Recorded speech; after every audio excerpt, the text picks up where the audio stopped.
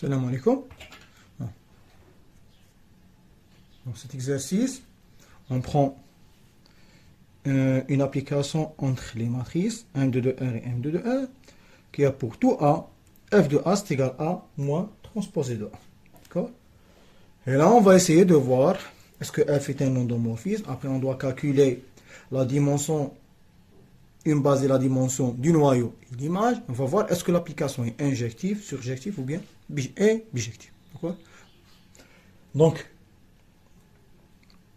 on va commencer par montrer que F est un endomorphisme. Alors, c'est quoi un endomorphisme? C'est une application linéaire entre le même espace. Vous voyez là, on a le même espace. Donc, il suffit de montrer que F est linéaire. Alors, vous voyez, si on calcule F de 0, il est clair que, par exemple, si F de 0, c'est 0 moins transposé de 0, c'est 0. D'accord? Donc, on peut continuer le travail. Donc, soit, pour montrer que F est linéaire, on doit montrer deux conditions. Si on a UV dans l'ensemble des deux parts, il faut que F de U plus F de V, F de U plus V, c'est égal à F de U plus F de V. Et F de lambda fois U, c'est égal à lambda F de U. Donc, on va prendre A, B appartient à M2 de R. On va prendre lambda appartient à R. Donc, la première des choses, on doit calculer F de A plus B. D'accord? Et là, on va utiliser juste les propriétés des matrices. Donc, c'est F de A plus B. Donc, on va remplacer le A par A plus B. Donc, c'est A plus B moins transposé de A plus B. Là, en utilisant les propriétés de transposé, donc, la transposée de A plus B, c'est la transposée de A plus la transposée de B. Moins transposée de A plus transposée de B. D'accord? Alors, la question qui se pose, est-ce qu'on peut mettre les A à côté, les B à côté? Oui. Là, on va utiliser la commutativité de l'addition des matrices et l'associativité de l'addition. Donc, F de A plus B, ça va être égal. Donc, c'est A moins transposé de A, d'accord, plus B moins transposé de B. Vous voyez, cette quantité, c'est tout simplement F de A, et cette quantité, c'est F de B. Donc, on a F de A plus B, c'est égal à F de A plus F de B. La deuxième propriété, c'est que F de lambda fois U, ou bien lambda fois A, il faut montrer que cette quantité, c'est égal à lambda F de A. Donc, c'est égal par définition, on remplace le A par lambda fois A. Donc, c'est lambda fois A moins transposé de lambda fois A. Alors, c'est quoi transposé de lambda A? C'est lambda transposé de A. On peut faire sortir le scalaire du transposé, donc c'est lambda A moins lambda transposé de A. Et là, donc on peut faire sortir le lambda en facteur, donc c'est lambda A moins transposé de A. Lambda A moins transposé de A, c'est tout simplement F de A, donc c'est égal à lambda F de A. Bon, puisque F vérifie les deux conditions de la définition d'une application linéaire, conclusion.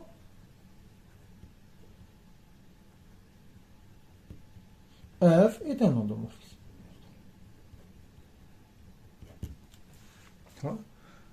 Deuxième question. Alors, on va calculer le noyau et l'image et déterminer une base et l'image de chaque sous-espace. Alors, on va travailler avec le noyau, après on travaille avec l'image. Donc, le noyau de F, qui est F de F. Alors, par définition, c'est l'image réciproque de 0. De 0 là. Donc, c'est F moins 1 de 0. D'accord? Donc, par définition, c'est l'ensemble des éléments qui sont dans l'ensemble de départ, tel que l'image, c'est égal à 0. Donc, c'est l'ensemble des A appartient à M2 de R, espace de départ, tel que F de A égale. On peut véhiculer les choses d'une manière plus propre. Donc, c'est égal l'ensemble des A appartient à M2 de R, tel que A moins transposé de A égale à 0, c'est-à-dire A, c'est égal à sa transposée. D'accord? Donc, ça s'appelle les matrices symétriques. C'est l'ensemble des matrices symétriques. C'est quoi une matrice symétrique? C'est une matrice telle que A, c'est égal à transposé de A. Très bien. Donc, on ne peut pas calculer directement la dimension du curve de F. Il faut remplacer le A par l'écriture générale d'une matrice de M2 de R et on doit résoudre cette équation. Donc, soit A égale, par exemple, on va poser A, B, C, D, appartient Ker de F. Voilà. Que signifie cette écriture? C'est-à-dire que F de A, B, C, D égale à 0. C'est-à-dire que A, c'est égal à transposer, c'est-à-dire A, B, C, D, qui est égal à A, égal à sa transposée A, C, B, D. La transposée de cette matrice. Si on fait l'égalité, qu'est-ce qu'on trouve? On trouve A égale à A, égalité entre deux matrices, B égale à C, C égale à B, et la dernière, D égale à D. Vous voyez, cette équation et cette équation sont tout en vérifiant, donc on peut l'enlever. Et cette équation et cette équation sont les mêmes, donc il ne nous reste que B égale à C. D'accord? Alors, quelles sont les matrices qui vérifient A c'est égal à transposé de A? Ce sont toutes les matrices, bon, carré d'ordre 2, telles que B égale à C. Maintenant, qu'est-ce qu'on va faire? On va calculer le noyau. Donc, le Ker de F, c'est égal A, B, C, D appartient à M de F, d'accord, tel que B égale à C. Vous voyez là, c'est une équation linéaire, donc ça justifie que Ker de F est un sous-espace vectoriel de l'ensemble de l'espace de départ. Donc c'est un sous-espace vectoriel. Alors cherchons une base de Ker de F.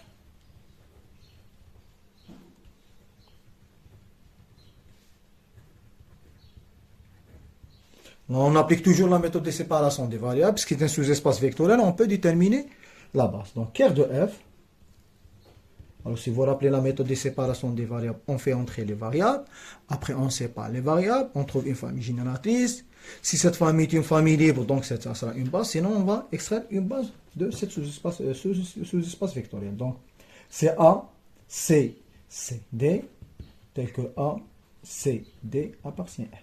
Nous avons trois variables, donc c'est égal à 0, 0, 0, première variable. Deuxième, A, C, C, 0, plus 0, 0, 0, D, avec A, C, D appartient à F. Donc, maintenant on fait sortir les variables, donc ça sera A fois 1, 0, 0, 0, plus C fois 0, 1, 1, 0, plus D fois 0, 0, 0. A, C, D appartient à F. D'accord? On va noter ces matrices A1, A2, A3, A1, A2, A3. Donc, B qui est égal à A1, A2 et A3 est une famille génératrice de Ker de F, d'accord? Du Ker de F. Cette famille n'est pas génératrice de M de F. C'est une famille génératrice de Ker de F. Alors pour que cette famille soit une base de Ker de F, il suffit qu'elle soit libre. Alors vérifions si B est libre. D'accord? Alors, on va résoudre on va prendre trois lambda, donc soit lambda 1, lambda 2, lambda 3 appartient à R. Et on va résoudre l'équation lambda 1 fois A1, plus lambda 2 fois A2, plus lambda 3 fois A3, égale à 0,2. C'est équivalent. Qu'est-ce qu'on va faire? On va multiplier les AI par les lambda I, on fait la somme, et on fait l'égalité avec 0. Mais vous voyez, lambda 1, 1, 1, lambda 2, A2, lambda 3, A3, c'est la même chose. Lambda 1, 1, 1, lambda 2, A2, lambda 3, A3. C'est égal à cette quantité. Et qui c'est égal à cette quantité? Et c'est égal à cette quantité. Mais cette quantité, c'est quoi? Avec A, à la place de A, nous avons lambda 1. À la place de C, nous avons lambda 2. À la place de D, c'est lambda 3. Alors, cette quantité, c'est tout simplement, c'est F. Vous voyez, cette quantité, c'est F de A. C'est-à-dire F de A, B, C, D. Alors, cette quantité, c'est F de lambda 1, lambda 2, lambda 3, égale 0, 0, 0. D'accord? Vous n'êtes pas obligé de refaire les calculs, mais on doit directement on doit directement résoudre cette équation. C'est équivalent à dire que lambda 1, lambda 2, lambda 2 et lambda 3 égale 0, 0, 0, 0. Ce qui implique, si on fait l'égalité, on trouve lambda 1 égale lambda 2 égale lambda 3 égale 0.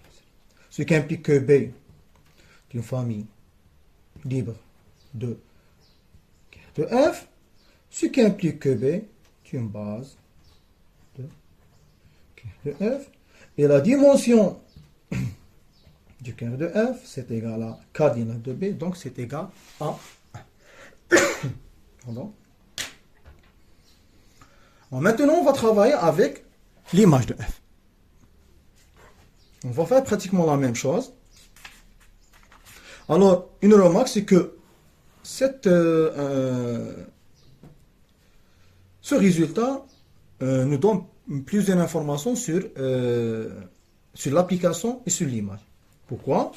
On peut directement, sans faire les calculs, prouver que, par exemple, on peut prouver que la dimension de l'image de f est égale à 3. Parce que d'après le théorème de rang, nous avons dimension de l'espace de départ, c'est égal à la dimension de cœur de f plus la dimension de l'image de f. Vous voyez, la dimension d'une image de m de 1 c'est égal à 4. La dimension du cœur de f c'est c'est 3. Donc là, pardon, c'est 3. La dimension du cœur de f c'est égal à 3. Donc on doit trouver que la dimension de l'image, il faut qu'il soit égal à 1. D'accord?